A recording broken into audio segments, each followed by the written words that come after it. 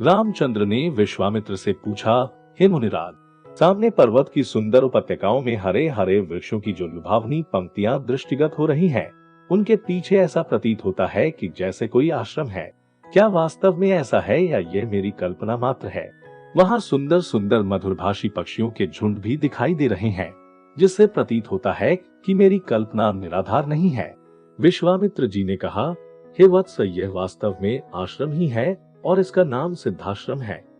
यह सुनकर लक्ष्मण ने पूछा, गुरुदेव, इसका नाम सिद्धाश्रम क्यों पड़ा? विश्वामित्र जी ने कहा, इस संबंध में भी एक कथा प्रचलित है। प्राचीन काल में बलि नाम का एक राक्षस था। बलि बहुत पराक्रमी और बलशाली था और समस्त देवताओं को पराजित कर चुका था। एक बार उसी बलि ने यहाँ पर एक महान यज्ञ का अनुष्ठान किया था। इस यज्ञ अनुष्ठान से उसकी शक्ति में और भी वृद्धि हो जाने वाली थी। इस बात को विचार करके देवराज इंद्र अत्यंत भयभीत हो गया। इंद्र समस्त देवताओं को साथ लेकर भगवान विष्णु के पास पहुंचा और उनकी स्तुति करने के पश्चात उनसे प्रार्थना की, हे त्रिलोकीनाथ, राजा बलि ने समस्त देवताओं को परास्त कर दिया है और अब वह एक विराट यज्ञ कर रहा है। वह महादानी और उदार हृदय राक्षस है। उसके द्वार से कोई भी याचक खाली हाथ नहीं लौटता। उसकी तपस्या, तेजस्विता और यज्ञादि शुभ कर्मों से देवलोक सहित संपूर्ण ब्रह्मांड कांप उठा है। यदि उसका यह यज्ञ पूर्ण हो जाएगा तो वह इंद्रासन को प्राप्त कर लेगा। पर किसी राक्षस का अधिकार होना सुरों की परंपरा के विरुद्ध है। अतएव हे लक्ष्मीपति, आपसे प्रार्थना है कि आप कुछ ऐसा उपाय करें कि उसका यज्ञ पूर्ण न हो पाए। उनकी इस प्रार्थना पर भगवान विष्णु ने कहा, आप सभी देवता निर्भय और निश्चिंत होकर अपने अपने धाम में वापस चले जाएं। आप लोगों का मनोरथ पूर्ण करने के लिए मैं शीघ्र ही उपाय करूंगा। देवताओं के चले जाने के बाद भगवान विष्णु वामन बौने का रूप धारण करके वहां पहुंचे जहां पर बलि यज्ञ कर रहा था। इस बौने किंतु परम तेजस्वी ब्राह्मण से राजा बलि अत्यधिक प्रभावित हुए और बोले, विप्रवर, आपका स्वागत है। आज्ञा कीजिए, मैं आपकी क्या सेवा कर सकता हूँ? बलि के इस तरह कहने पर वामन रूपधारी भगवान विष्णु ने कहा, राजन, मुझे बैठकर भगवान का भजन करने के लिए सिर्फ 2.5 चरण भूमि की आवश्यकता है। इस पर राजा बलि ने प्रसन्नता पूर्वक वामन को 2.5 चरण भूमि नापने की अनुमति दे दी।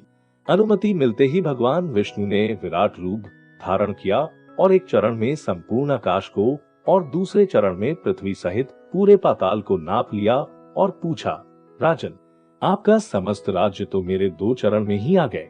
अब शेष आधा चरण से मैं क्या नापूं? बलि के द्वार से कभी भी कोई याचक खाली हाथ नहीं गया था। बलि इस याचक को भी निराश नहीं लौटने देना चाहता था। उसने कहा, हे ब्राह्मण, अभी मेरा शरीर बाकी है। आप मेरे शरीर पर अपना आधा चरण रख दीजिए। इस पर भगवान विष्णु ने बलि को भी अपने आधे चरण में नाप लिया। बलि का यह दान इतना महान था कि बलिदान के नाम से विख्यात हो गया।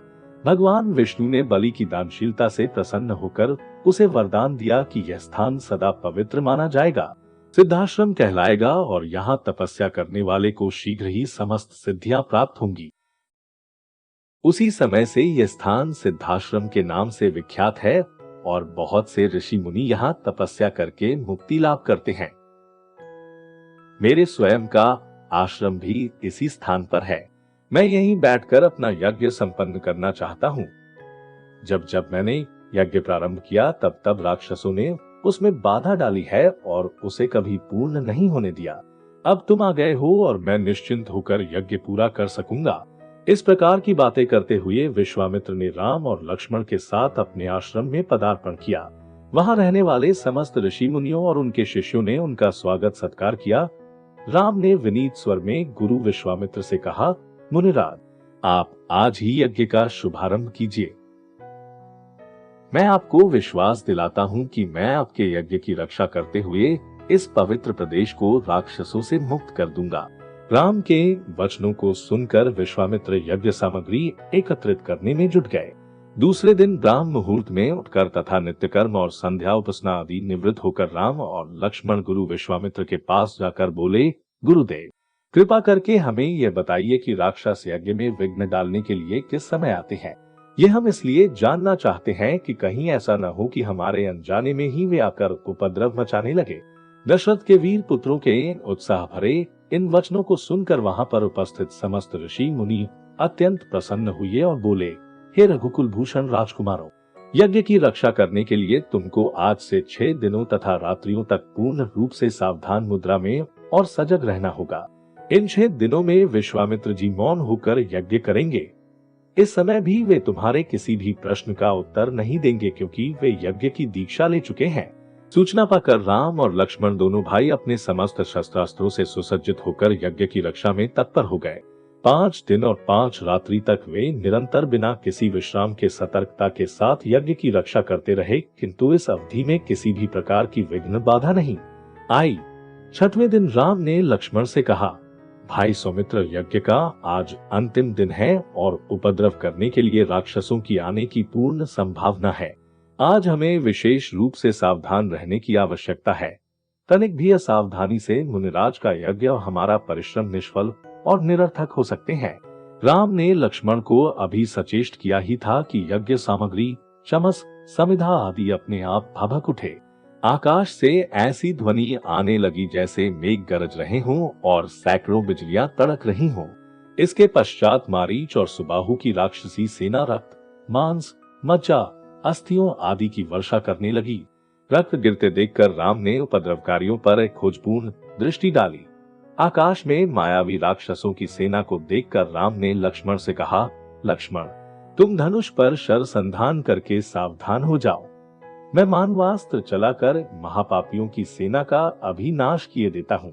यह कहकर राम ने असाधारण फुर्ती और कौशल का प्रदर्शन करते हुए उन पर मानवास्त्र छोड़ा। मानवास्त्र आंधी के वेग से जाकर मारीच की छाती में लगा और वह उसके वेग के कारण उड़कर 100 योजन अर्थात 400 कोस दूर समुद्र में जा गिरा। इसके पश्चात राम ने आकाश में आग्नेयास्त्र फेंका, जिससे अग्नि की एक भयंकर ज्वाला प्रस्फुटित हुई और उसने सुबाहु को चारों ओर से आवृत कर लिया। इस अग्नि की ज्वाला ने क्षण भर में उस महापापी को जलाकर भस्म कर दिया। जब उसका जला हुआ शरीर पृथ्वी पर गिरा तो एक बड़े जोर का धमाका हुआ। उसके आघात से अनेक वृक्ष टूटकर भूमि पर गिर पड़े। मारीच और सुबाहु पर आक्रमण समाप्त करके राम ने बचे खुचे राक्षसों का नाश करने के लिए वायव्य नामक अस्त्र छोड़ दिया। उस अस्त्र के प्रहार से राक्षसों की विशाल सेना के वीर मर मर कर ओलों की भांति भूमि पर गिरने लगे। इस प्रकार थोड़े ही समय में संपूर्ण राक्षसी सेना का नाश हो गया। चारों ओर राम की जय जयकार होने लगी तथा पुष्पों की वर्षा होने लगी। निर्विघ्न यज्ञ समाप्त करके मुनि विश्वामित्र यज्ञ वेदी से उठे और राम को हृदय से लगाकर बोले, हे रघुकुल कमल, तुम्हारे भुजबल के प्रताप और युद्ध कौशल से आज मेरा यज्ञ सफल हुआ। उपद्रवी राक्षसों का विनाश करके तुमने वास्तव में आज सिद्धाश्रम को कृतार्थ कर दिया। दूसरे दिन राम और लक्ष्मण अपने नित्य कर्मों और संध वंदनादि से निवृत्त हुए और प्रणाम करने के उद्देश्य से गुरु विश्वामित्र के पास पहुंचे।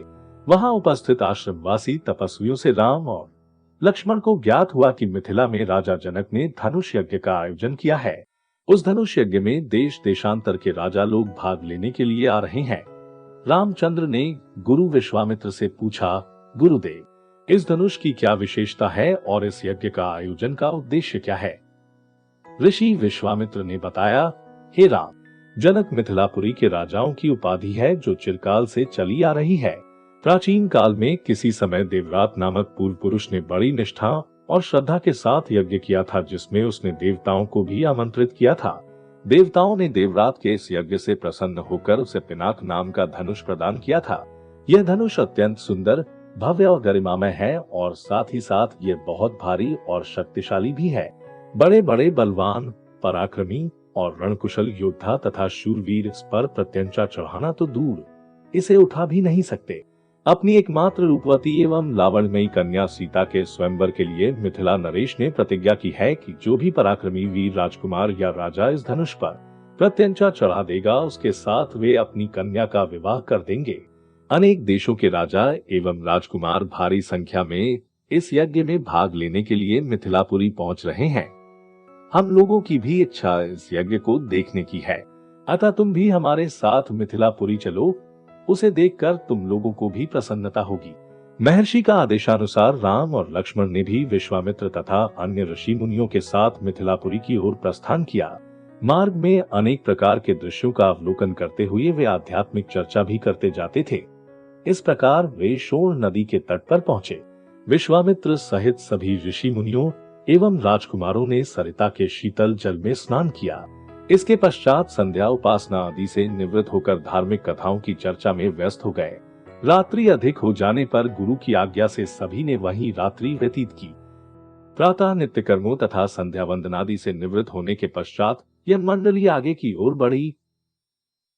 वे परम पावन गंगा नदी के तट पर पहुंचे।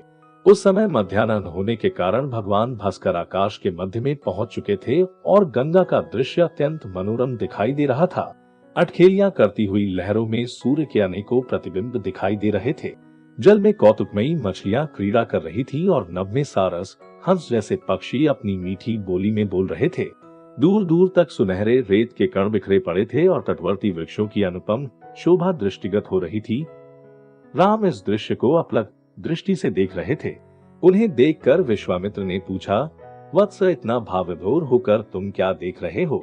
राम ने कहा, गुरुदेव, मैं सुरसरी की इस अद्भुत छटा को देख रहा हूँ। इस परम पावन सलिला के दर्शन मात्र से मेरे हृदय को अपूर्व शांति मिल रही है। दोस्तों, यह वीडियो आपको कैसा लगा नीचे कमेंट करके जरूर बताएं और अगर यह वीडियो अच्छा लगा हो तो लाइक और शेयर जरूर करें।